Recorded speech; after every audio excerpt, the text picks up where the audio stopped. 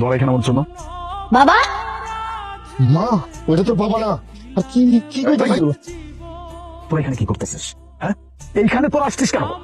আমার ওয়াইফ যদি জানতে পারে আমার সন্তান আর তুই তুই আমার ভাই আমার সংসার টিকবে, সংসার ভাঙ করছিস। না না স্যার, ছোট মানুষ তো ভুল করে লাইছে।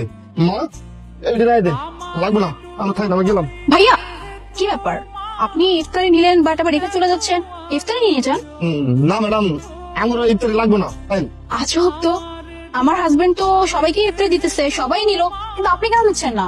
ম্যাডাম কইলাম তো আমি ইফতারি লাগবে না। রায়ন মা চলো। ভাইয়া যাবেন? হ্যাঁ ম্যাডাম, জামু কই যাবেন? উত্তর 17 নম্বর সেক্টর। হ্যাঁ চলেন। ভাড়া কত? ম্যাডাম ন্যায্য ভাড়া যেটা হয় ওইটাই দিন, ওঠেন আপনি। ভাইয়া আপনাকে দেখে অনেক টায়ার্ড মনে হইতেছে, মানে খুবই ক্লান্ত, কারণ কি? আসলে হয়েছে কি ম্যাডাম, ছেলের সময় না কিছু খাইতে পারি নাই, এক গ্লাস পানি খাওয়া রোজা আছি, এর লাগে একটু শরীরটা খুব ক্লান্ত লাগতেছে।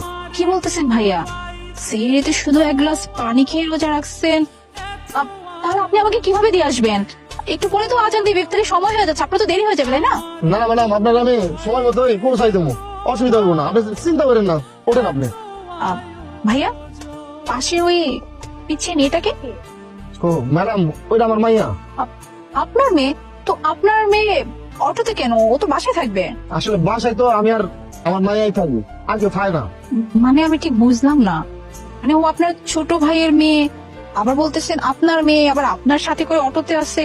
আচ্ছা আমাকে বলেন তো আসল কাহিনীটা কি? আসলে হয়েছে কি ম্যাডাম, আমার ভাইয়ের ছোট থাকতে বাপ মা মারা গেছে, আর ছোট ভাইটারে লালন পালন করে বড় করছি, লেখাপড়া শিখেছি, আবার বিয়েও করাইছি।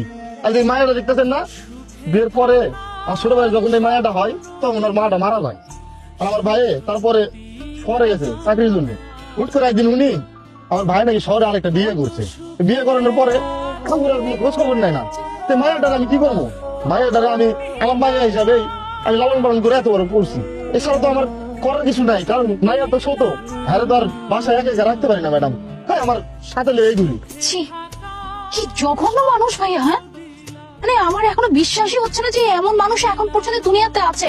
নিজের সন্তানকে রেখে সে আর একটা বিয়ে করছে, একটাবারই সন্তানের কথা ভাবলো না, আপনার কথা ভাবলো না। যে মানুষটা তাকে এত কষ্ট করে লালন পালন করে এত বড় করছে, সে বড় ভাইয়ের কথা চিন্তা করলো না, আর সে কিনা শহরে গিয়ে আরেকটা মেয়েকে বিয়ে করে দেখবি ভালো আছে।